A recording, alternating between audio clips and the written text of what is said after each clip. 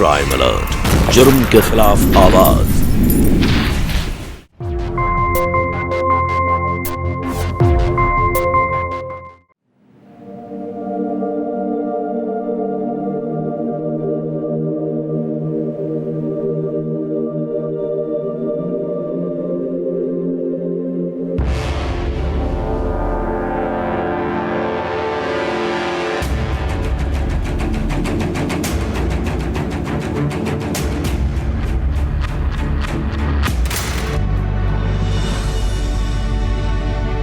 इंसान की इज्जत उसके अपने हाथ में होती है।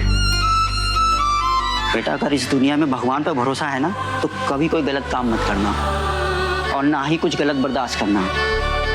सीधा उसका नाम लेके खड़ी हो जाना, देखना भगवान तुम्हें बचा लेंगे।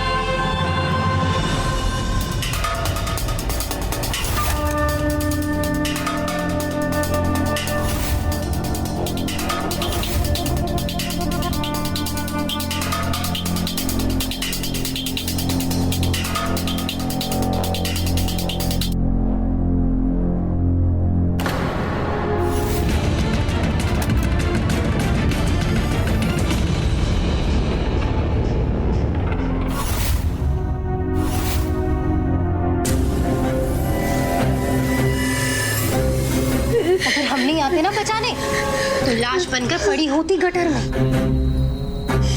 और क्या हाल बना रखा तुमने अपना? हाँ,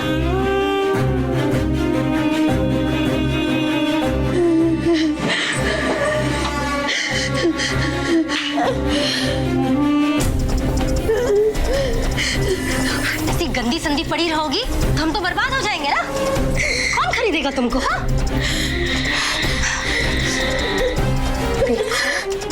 ज्यादा नाटक नहीं चाहिए हमको, ठीक है?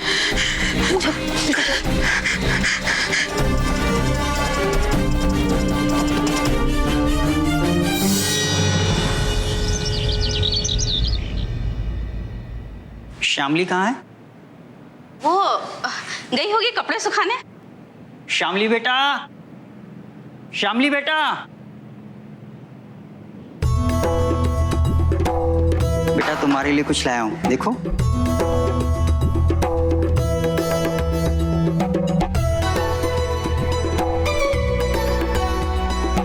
पसंद आया? भाई श्यामली के लिए एक अच्छा लड़का मिल गया है। अच्छा। अब बस शादी की तैयारियां करनी है। लेकिन शादी के लिए इतना पैसा अभी आएगा कहाँ से? अरे तुम क्यों चिंता कर रही हो? अपनी जमीन पड़ी है ना, हो जाएगा। बेटा आज खाने में क्या बना है? मतलब मेरी पसंद का आलू का पराठा। बढ़िया, हम नहा के आते हैं, खाना लगा देना। हाँ हाँ ठीक है।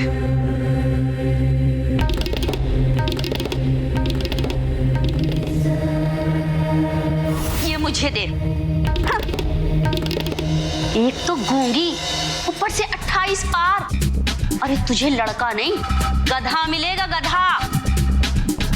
अब मेरा खड़े खड़े मुंह क्या देख रही है? चल जा, खाना गरम कर। और सुन, ये मुझे दे।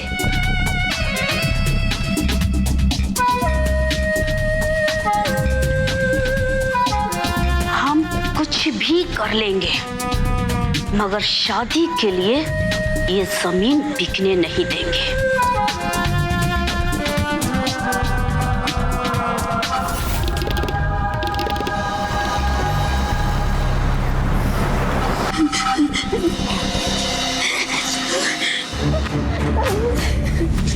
हाथ पांव आंख दांत तो सब बराबर है। वैसे कुंवारी है या एक्सपीरियंस वाली? अरे बिल्कुल कुंवारी है, फ्रेशर एकदम। अच्छा, क्या नाम है तुम्हारा? गूंगी है, बोल नहीं सकती। तब तो इसके रेट कम मिलेंगे। क्यों? बोल नहीं सकती तो कम लगेगा ना रेट। 5 लाख से 1 पैसा कम नहीं लेगी मैं। 5 लाख बहुत ज्यादा है, 2 लाख बस। अरे क्यों, गूंगी है, कोई खतरा नहीं है इससे। 5 लाख से 1 पैसा कम नहीं लेगी मैं। इसके लिए मुझे अपनी मैडम से बात करना पड़ेगा। हाँ कर लो बात, मैं इंतजार कर लूंगी। ठीक है। इज्जत का काम दिलाया था ना, हजम नहीं हुआ ना तुझे? अब उम्र भर जब इज्जत उतरेगी तब एहसास होगा। मर अब यहाँ पे।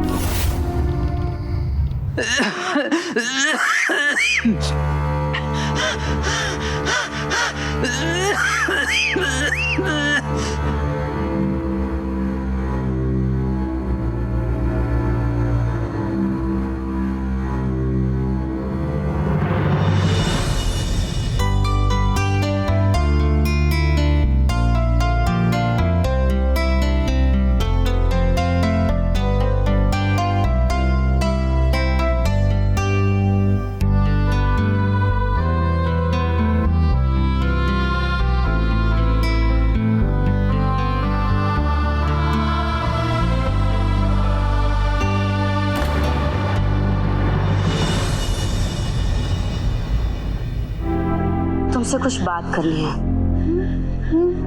तुम्हारे बाबा को जो दिल का दौरा पड़ा है ना, उसकी जिम्मेदार तुम खुद हो।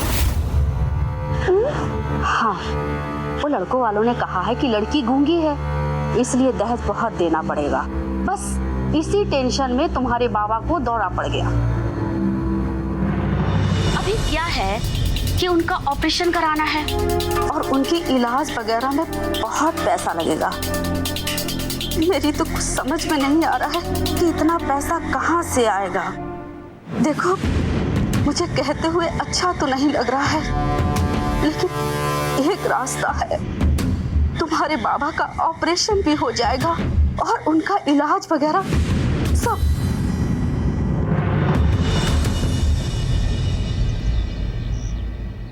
अगर ये काम के लिए हाँ करती है तो महीने का 12,000, रहना खाना कपड़े सब फ्री। अच्छा, ये साल भर में अपने बाबा के लिए लाख रुपए आसानी से जुटा लेगी। हाँ वो तो है, मगर इसके बाप हाँ करेंगे तब ना। अरे इसका बाप तो ना मरते मर जाएगा, लेकिन इसको जाने नहीं देगा। अब तो क्या है, ये तो इसको सोचना है कि बाप को जिंदा रखना है या बैठकर शादी का इंतजार करना है। मतलब उनको बिना बताए जाना पड़ेगा? हाँ, अरे एक बार चली जाएगी तो उनको तो मैं समझा लूंगी, और फिर साल भर की तो बात है। बोलो तैयार हो? अगर ये तैयार है तो मैं 20,000 एडवांस दे सकती हूँ, उससे इसके बाबा की दवा दारू आ सकती है।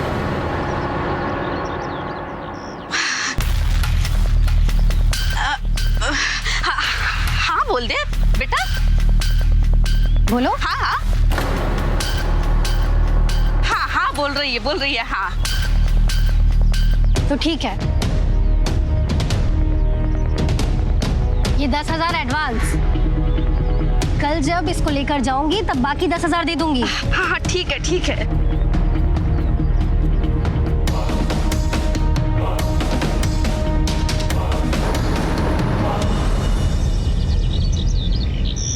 अरे इसमें लिखा है अगले 1 साल तक 12,000 रुपए महीने के हिसाब से तुम इनके घर का सारा काम करोगी, मतलब झाड़ू पोछा, बर्तन, खाना बनाना। और अगर एडवांस लोगी तो वो महीने की शुरुआत में कट जाएगा, वो भी थोड़ा थोड़ा होकर। लेकिन अगर नौकरी छोड़ोगी तो 1 महीने का नोटिस देना पड़ेगा और पूरा पैसा देना पड़ेगा। तो बताओ, करनी है नौकरी? तो ठीक है, फिर लगा दो अंगूठा यहाँ पर।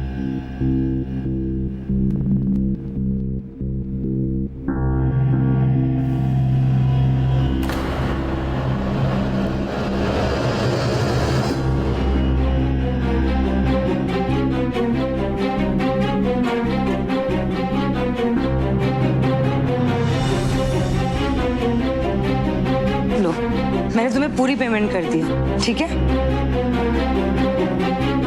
तो बताओ फिर, ये पूरा पैसा तुम्हें दे दें या बाबूजी के इलाज के लिए भेज दे गाँव? तो ठीक है, मैं ये पूरा पैसा बाबूजी के इलाज के लिए गाँव भेज देती हूँ, ठीक है? अच्छा तुम अंदर जाओ, मैं थोड़ी देर में बुलाती हूँ।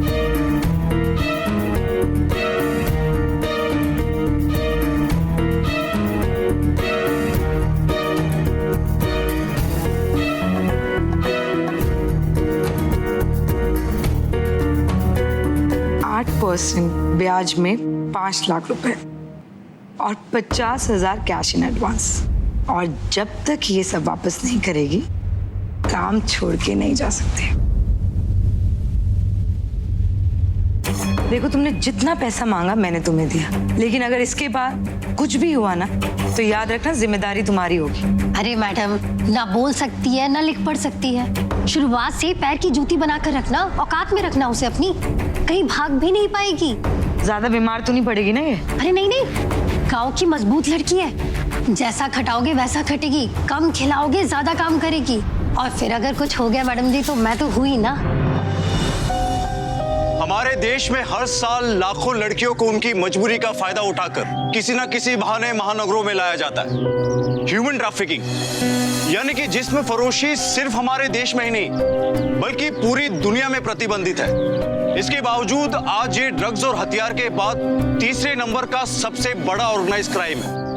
आंकड़ों की माने तो 80% मानव तस्करी जिस्म फरोशी के लिए होती है और पूरे एशिया में हमारा भारत देश इस तरह के अपराध का सबसे बड़ा गढ़ माना जाता है। इन लोगों का नेटवर्क हमारे देश के हर कोने में फैला है और इतना बड़ा है कि इनको कभी भी अपने शिकार की कमी नहीं पड़ती। एक बार इनके चंगुल में फंसने के बाद बहुत कम लड़कियां ऐसी होती है जो आजाद हो पाती है। फैक्ट्री मजदूर से लेकर घरेलू नौकरियां उपलब्ध कराने वाली बहुत सी एजेंसियां भी इसी नेटवर्क के जरिए अपना कारोबार चलाती है। एक बार इनके हाथ में आने के बाद लड़कियां या तो किसी घर में या किसी फैक्ट्री में कैद होकर रह जाती है या फिर जिस्म फरोशी के दलदल में अपना दम तोड़ देती है। और अब शामली जो ना बोल पाती थी ना पढ़ लिख पाती थी, ऐसे ही लोगों के चंगुल में फंसकर मुंबई आ पहुंची थी, जो कहने के लिए देश की आर्थिक राजधानी जरूर है लेकिन इसे बिग बैड सिटी भी कहा जाता है।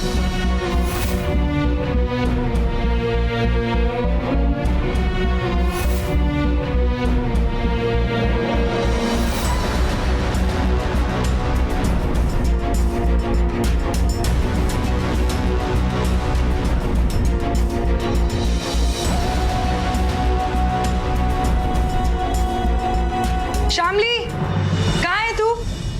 तो महारानी यहाँ है, ले। और सुन, मशीन में जो सारे कपड़े हैं वो भी हाथ से धोना, कॉलर ठीक से साफ नहीं होता है। और जल्दी कर, अभी बहुत सारा काम बाकी है।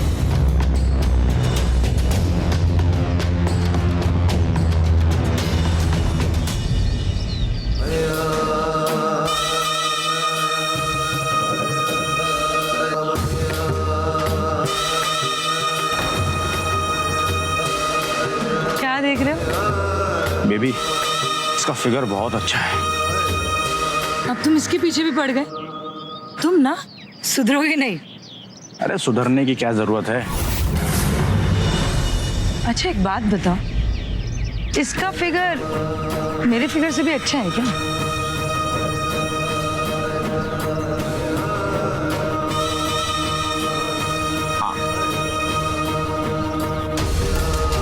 अगर इस फिगर के साथ ये पेटी पैक निकल जाए तो सोचो हमारे कितने काम आ सकते हैं। कैसे? अगर हम इसे एक रात के लिए मंत्री जी को गिफ्ट कर दें तो वो तुम्हारे अगेंस्ट सारी करप्शन की फाइल क्लियर कर देंगे। मगर वो मंत्री तो तुम में इंटरेस्टेड है यार। मुझे ना उसकी शक्ल पसंद नहीं, बात करते करते कैसे थूक निकलता है उसके मुंह से।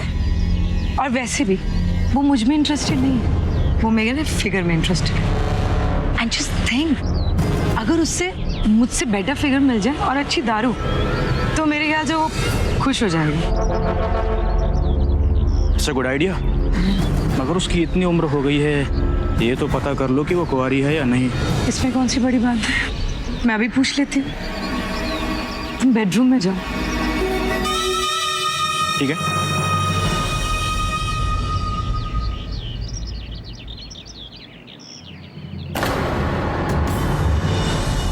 तुमसे एक बात पूछूं? अच्छा तुम अभी पेटी पैक हो गया? अरे वाह, दिखने में तो बड़ी शरीफ लगती हो। और तुम्हारी शादी भी नहीं हुई है ना अभी तक? यानी शादी भी नहीं की और पेटी पैक भी नहीं है तू। किस लड़के के साथ अय्याशी करके आई है? ऐसे कैसे हो सकता है? ना किसी लड़के के साथ संबंध बनाए और पेटी पैक भी नहीं है तू। हाँ, तो तुझे मेरी बात समझ में नहीं आ रही। एक बात बता, तूने कभी किसी लड़के के साथ संबंध बनाए हैं क्या? अरे वाह, इसका मतलब कि तू पेटी पैक है। ये तो बहुत अच्छी बात है। जा तू काम कर।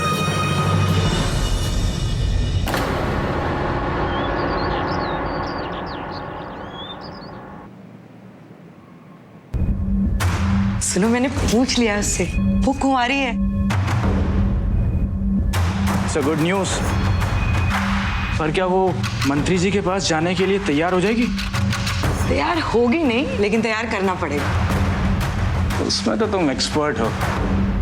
बोलो तो अगले हफ्ते मंत्री जी को घर पे बुला लेते हैं। बस एक बार कि मेरा सस्पेंशन ऑर्डर कैंसिल हो जाए और उसके बाद मैं तुम्हें इस शहर के सबसे बड़े 5 स्टार होटल में पार्टी दूंगा। पार्टी? मुझे गोल्ड का ब्रेसलेट चाहिए। गोल्ड क्या जाने मन, तुम्हारे लिए सब कुछ कुर्बान है।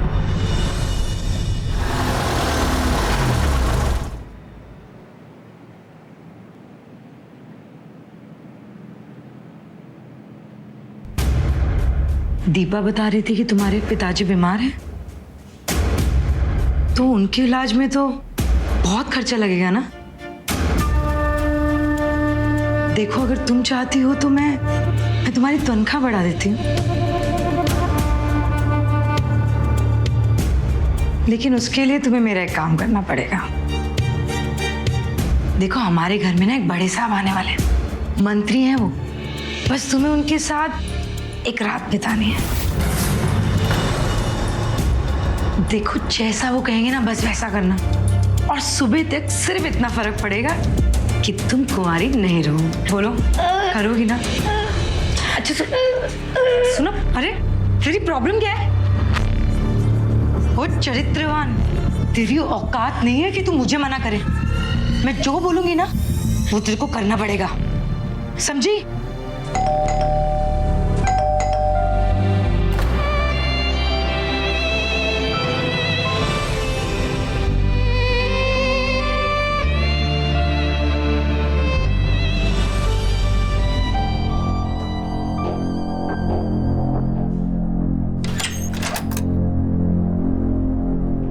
अरे दीदी कैसी हो? शैलेश, तो हाँ दीदी, मैं कैसी हो तुम? मैं ठीक हूँ। आओ। कैसी रही तुम्हारी ट्रिप? अरे बहुत बढ़िया रही।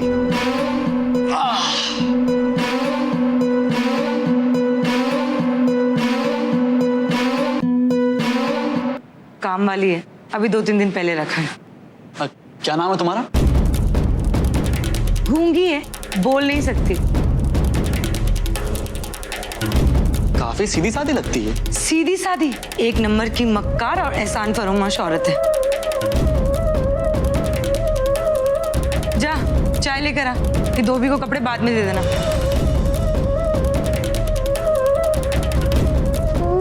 क्या बोल रही है? मुझे लगता है कि अब ये यहाँ काम नहीं करना चाहती और ना रहना चाहती है। क्यों? सही कहा ना?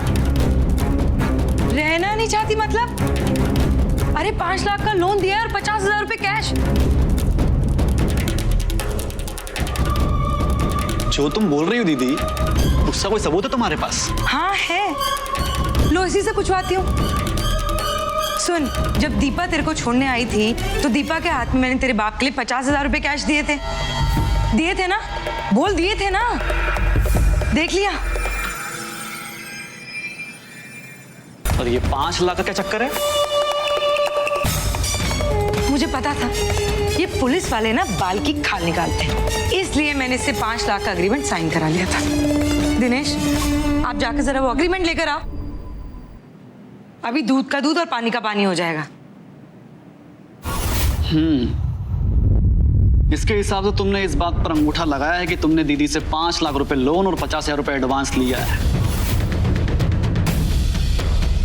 उसमें यह भी लिखा है कि जब तक कि तुम्हारा लोन पूरा नहीं हो जाता तब तक तुम ये घर छोड़कर नहीं जा सकती, और अगर ऐसा करती हो तो तुम्हें धोखाधड़ी के इल्जाम में जेल हो सकती है। देखो, या तो तुम इनके सारे पैसे चुका दो, या फिर जब तक कि पैसे नहीं चुक जाते तब तक तुम यही काम करती रहो।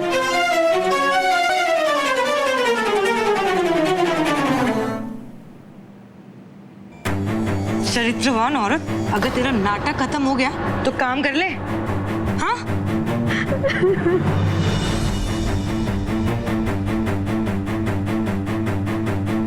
दीदी मुझे लग रहा कि तुम कुछ ना कुछ तो गड़बड़ जरूर कर रही हो। देख शैलेश, ये दुनिया भी ना सीधी सादी नहीं है। अपना खाओ पियो और जहां जरूरत है वहां दिमाग लगाओ।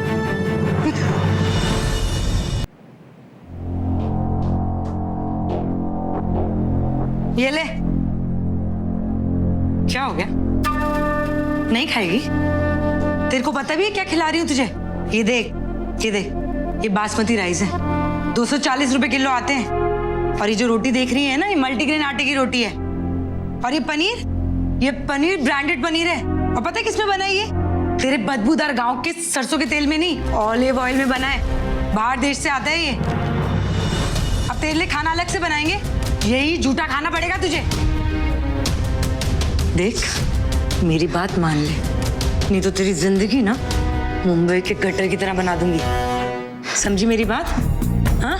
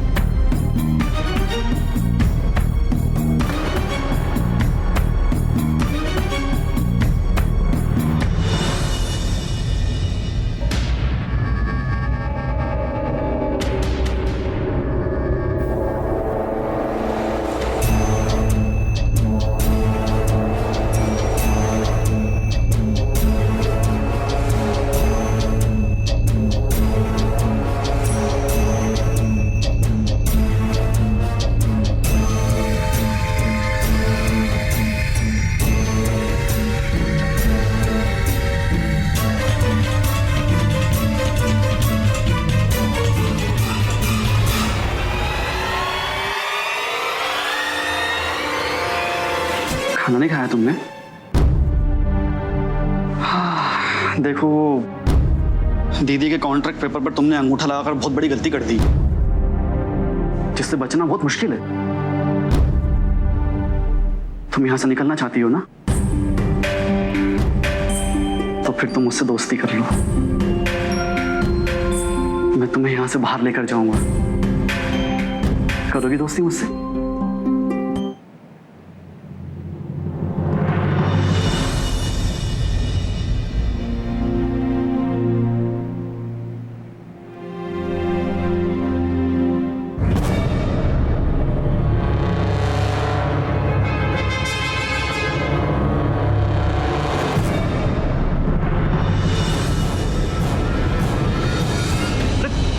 तुमने तो कहा तुम मुझसे दोस्ती करोगी। देखो मैं कोई जबरदस्ती नहीं कर रहा हूं। देखो बस एक बार मेरे साथ सुख बांट लो। मैं तुम्हें यहां से बाहर ले जाकर तुम्हारे सारे दुख बांट लूंगा। अरे इतना घबरा क्यों रही हो? मैं कुछ नहीं करूंगा, प्लीज। गॉड प्रॉमिस, किसी को कुछ पता नहीं चले कि हमारे बीच में क्या हुआ है। मान जाओ। अबे क्या हो रहा है वहां पर? कुछ नहीं दीदी, यही मुझे इशारे कर रही थी। अरे तू जितनी सीधी दिखती है उतनी है नहीं। पहले मेरे से पैसे ऐड कर, अब मेरे भाई को फंसाकर भागने का प्लान बना रही थी। तुझे शर्म नहीं आती इतनी नीच हरकत करते हुए? हाँ? और तुम्हारे जैसे लोगों को ना पान की तरह चबाकर थूक देगी और तुम्हें पता तक नहीं चलेगा। चलो अब निकलो यहां से। आप भी जाइए। सुन गूंगी, अब जब तूने मेरे भाई के साथ रासलीला रचा ही ली है, तो अगले हफ्ते मंत्री जी आ रहे हैं। उनके साथ भी तुझे सब करना पड़ेगा। और सुन, तेरे पास ना कोई ऑप्शन नहीं है, समझ में आया?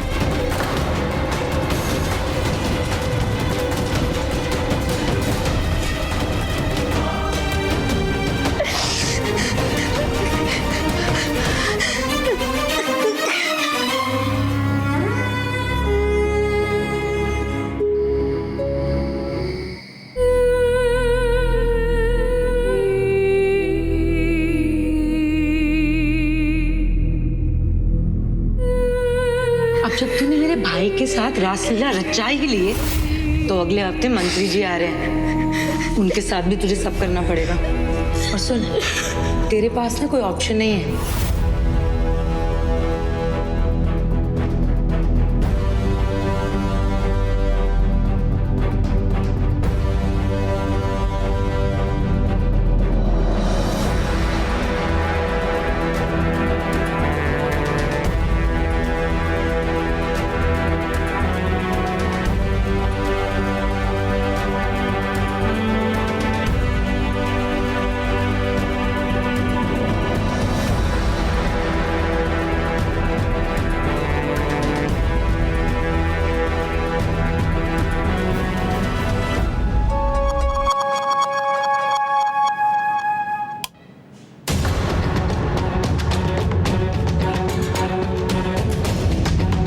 रुक जा, इतनी जल्दी क्या है?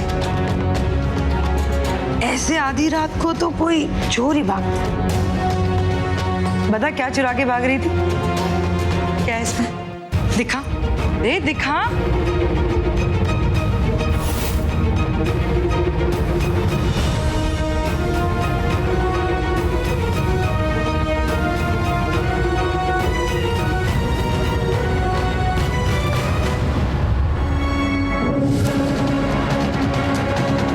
अरे गूंगी गुड़िया, तो ये है तेरी सच्चाई? पहले मेरे घर से तूने पैसे ऐंठे और अब मेरे गहने लेके भाग रही थी। क्या बोल रही है? मतलब तूने ये सब नहीं किया? अच्छा, तो फिर तू भाग क्यों रही थी? और अगर मैंने इसको पकड़ा नहीं होता तो ये तो मेरे गहने जेवर लेके भाग जाती। बेशरम औरत, अब तो तू जेल जाएगी। पुलिस को फोन करो। देख, मैं एक ही कंडीशन में तेरे को माफ करूंगी। तुझे मेरा काम करना होगा। बोल, करेगी? देख, मेरे पास वीडियो भी है तेरी चोरी की। हाँ बोल। हाँ, तू सोच ले, फिर तुझे मेरा काम करना पड़ेगा।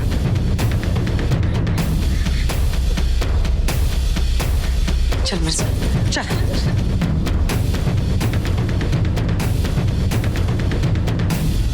पुरानी ट्रिक है, परंतु हमेशा काम आती है।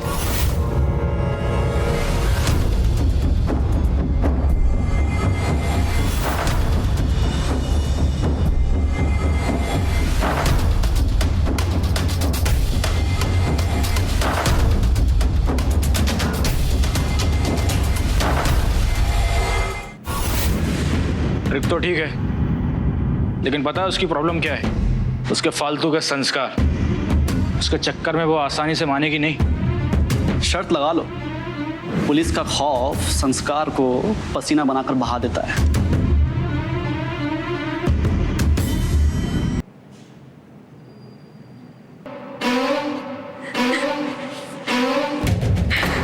देख, परसों मंत्री जी आ रहे हैं, तुझे खुशी खुशी उसके पास जाना है। देख बेबी, तेरे पास दो ऑप्शन है। एक, चोरी और 420 के इल्जाम में सालों जेल में काट, या फिर दूसरा ऑप्शन, मंत्री के साथ एक रात चली जा। वो सिर्फ तुझे प्यार करे। देख मेरी बात मान ले, इतना सब कुछ होने के बाद भी मैं तुझे दूसरा मौका दे रही हूँ। वो तो भगवान भी नहीं देता। शर्म कर जाए लड़की, शर्म कर। देख ये वाली उंगली पकड़ ले, हाँ, सारी मुसीबतें खत्म हो जाएंगी। ले ले।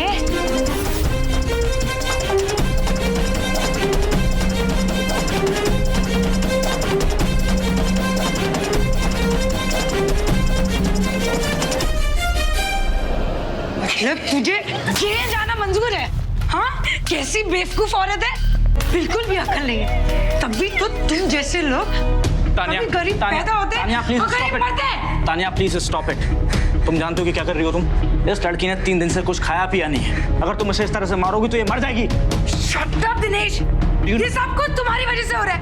तुम्हें पता है? स्कैंडल। तुम्हें पता है कि तुम क्या कर रही हो? तुम अपने घोटाले में पहली मंत्री का हिस्सा रख देते तो ना वो तुम्हें सस्पेंड करता और ना मैं अपना टाइम इस पे वेस्ट करती। अब जो हो गया सो हो गया, हम कुछ नहीं कर सकते। अच्छा होगा कि हम इसे उसी औरत के पास वापस भेज देते जो यहाँ से लेकर आई थी। तो ठीक है, एक काम करती हूँ, मैं खुद चली जाती हूँ मंत्री के पास। तान्या, तान्या!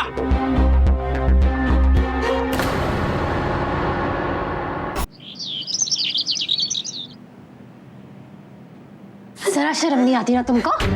हाँ? तेरी माँ हाथ जोड़ते हुए आई थी कि पैसे की जरूरत है, काम दे दो। वहाँ हॉस्पिटल में तेरा बाप छाती फाड़े पड़ा हुआ है ऑपरेशन के लिए, हाँ? और तू यहाँ चोरी चकारी करके भागने की कोशिश कर रही है? जरा सोचा है, हाँ? समय पे अगर पैसा नहीं पहुंचा तो तेरे बाप का ऑपरेशन नहीं हो पाएगा, हाँ? सोचा है तूने?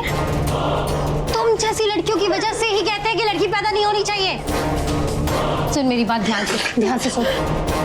देख, मैं तुझे एक आखिरी मौका दे रही हूँ, या तो अपने बाप को मरता हुआ छोड़ दे, नहीं ना तो इन लोगों की बात मान, इनका काम कर और अपने बाप का ऑपरेशन करा।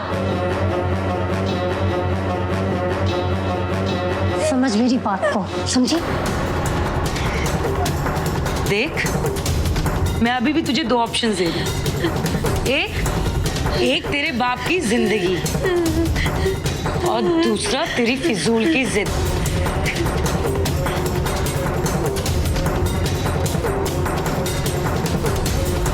ले, पकड़ एक उंगली, पकड़।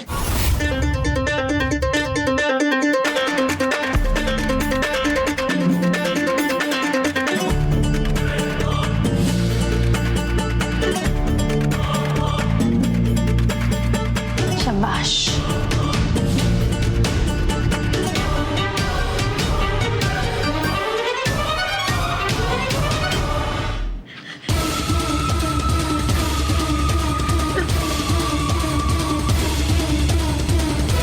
अरे 2 दिन प्यासे रहने के बाद इतना पानी नहीं पीना चाहिए। अच्छा, एक बात बता, आज के बाद मेरे किसी काम के लिए मना करेगी? हाँ? Good girl.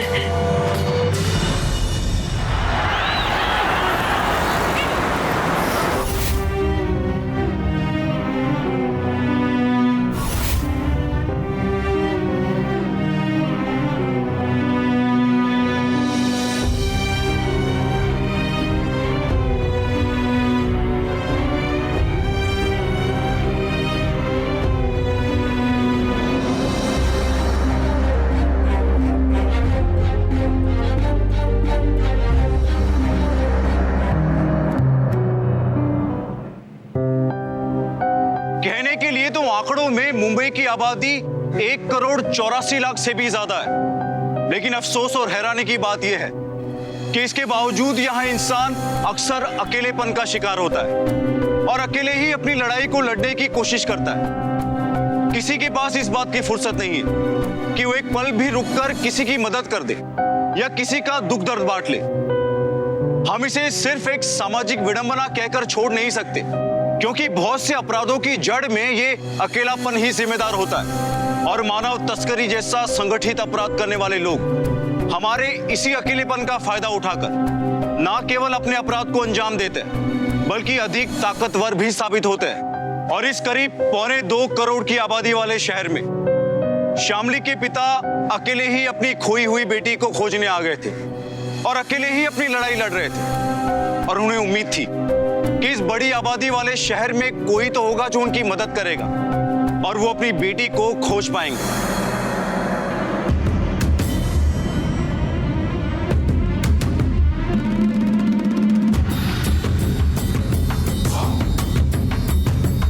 नमस्कार नमस्कार नमस्कार मंत्री जी, कैसे हैं आप?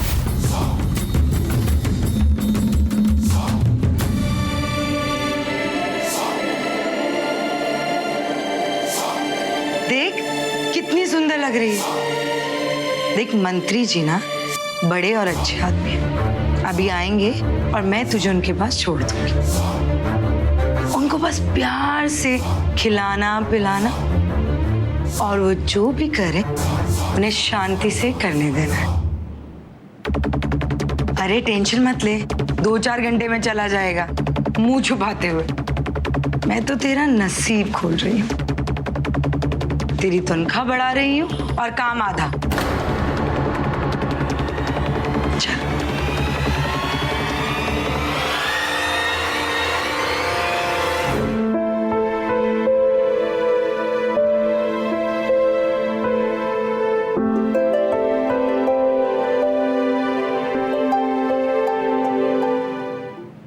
बात बहुत हो गया, सोना है मुझे। Goodbye, take care, thank you, thank you. Sir लीजिए, आज का आपका स्पेशल गिफ्ट हाजिर है।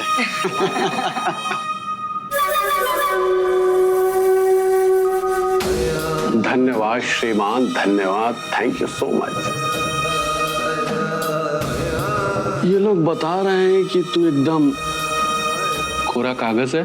हाँ सर जी, ये गूंगी है इसलिए जवाब नहीं दे पा रही है, और आप निश्चिंत रहिए, इस पर पहला नाम आप ही लिखेंगे। हाँ, एक बात याद रखो, अगर किसी भी प्रकार का हमारे साथ फ्रॉड हुआ ना, तो सबसे पहले सस्पेंशन लेटर तुम लोगों के नाम का निकालूंगा मैं। डोंट वरी मंत्री जी, अगर कुछ भी बात गलत निकली ना तो आप मेरी जान ले लीजिए। अरे तुम लोगों का जान लेके क्या करूंगा मैं? हाँ, चल निकल बाहर और दरवाजा बंद कर दो। जी सर।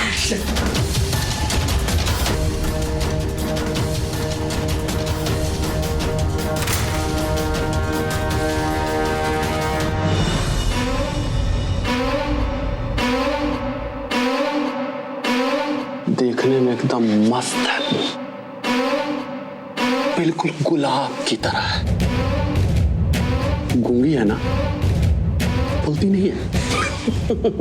कोई बात नहीं, इधर बोलने का भी नहीं, मैं भी नहीं बोलता हूं ज्यादा। देख इस चेहरे को, पहचानती है? बहुत बड़ा मिनिस्टर हूं मैं इस प्रदेश का। तेरी लाइफ को मैं सेट कर दूंगा।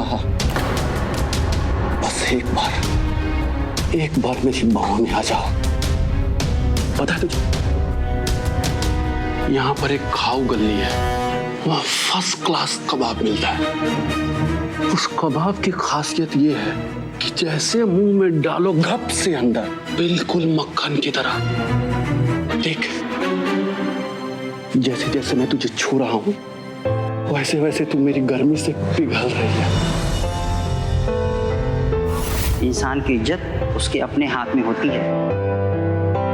बेटा, अगर इस दुनिया में भगवान पर भरोसा है ना, तो कभी कोई गलत काम मत करना, और ना ही कुछ गलत बर्दाश्त करना। सीधा उसका नाम लेके खड़ी हो जाना, देखना भगवान तुम्हें बचा लेंगे। अरे थोड़ी सी बड़ाई नहीं कर दिया कि अपने आप को तो विश्व सुंदरी समझने लगी? हाँ, सुंदरी समझने लगी। हाँ?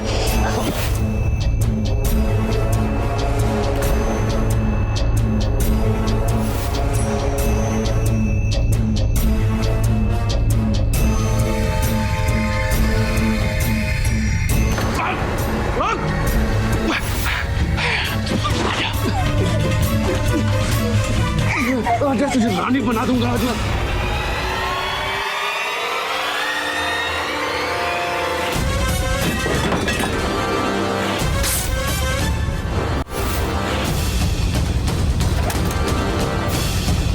आप ठीक हो ना? ठीक हो ना मंत्री जी? अरे पकड़ इसको बेवकूफ, भाग गई वो। अगर जनता के बीच चली गई ना, तो मेरा मंत्री पद चला जाएगा। गधे!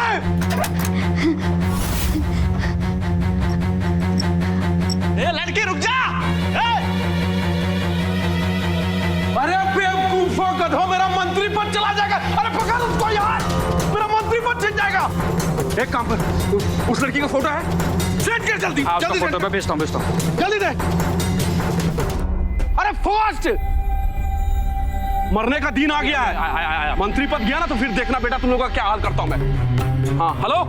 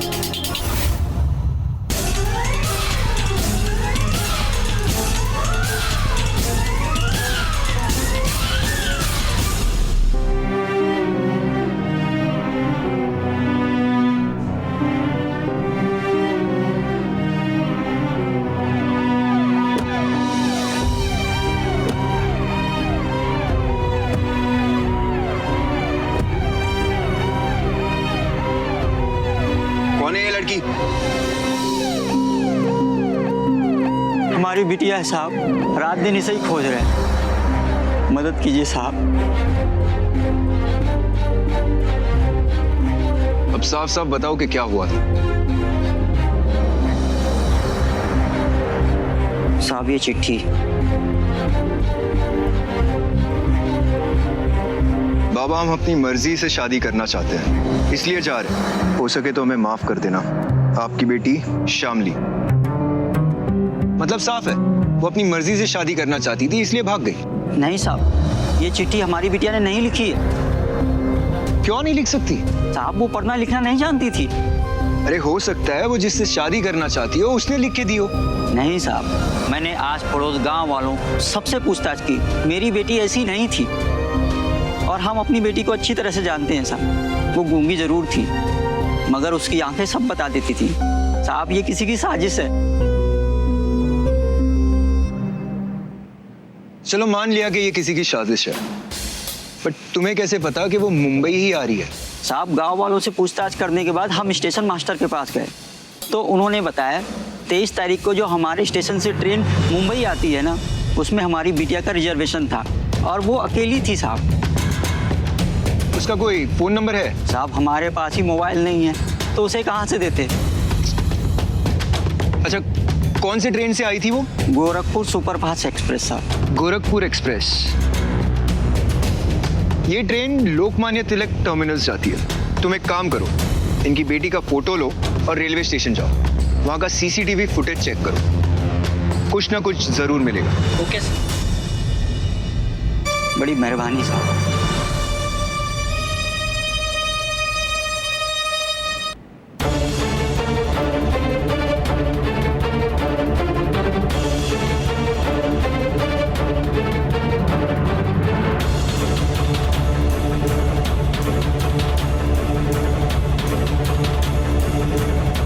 तो बिल्कुल सलामत है। हाँ बस बोल नहीं सकती, गूंगी है। बोल कितने दे दूं? 3.5 लाख से एक पैसा कम नहीं लूंगी मैं।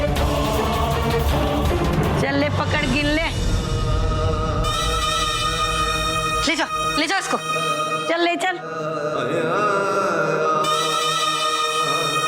हाँ ले जाओ।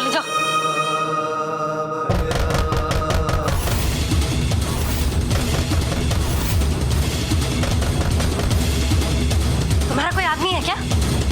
नहीं। फिर कौन? रुको मैं देखती हूँ।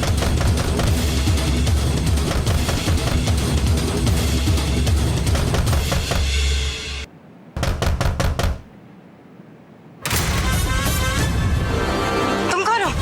शामली, मेरी बच्ची।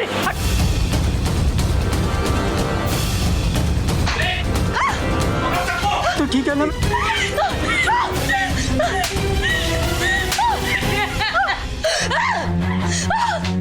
पापा आ गए बेटा। क्या लगा तुम? बहुत बड़ी शानी हो तुम, बच के निकल जाओगी? हाँ, कभी पकड़ में नहीं आओगी। 23 तारीख की रात को यूपी के बस्ती रेलवे स्टेशन से जो मुंबई के लिए गाड़ी आती है, उसमें शामली देवी को छोड़ के बाकी जितने भी लोगों ने रिजर्वेशन कराया था, हमने उन सब की डिटेल्स चेक करी, उनके आईडी, एड्रेस, उसमें हमें तेरा नाम मिला। और तुम तो पहले हमारी मेहमान रह चुकी हो, इसीलिए जब मुंबई रेलवे स्टेशन के सीसीटीवी फुटेज में हमने तुम्हें इसके बगल में देखा, तभी तुम्हें पहचान लिया। और एक बार जब हम किसी को पहचान लेते तो उसे ढूंढ ही लेते। ले चलो इन्हें। चलो।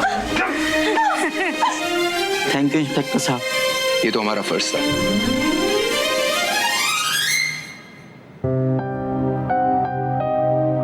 आपको ये जानकर हैरानी होगी कि हमारे देश में मानव तस्करी के खिलाफ बेहद ही सख्त कानून है।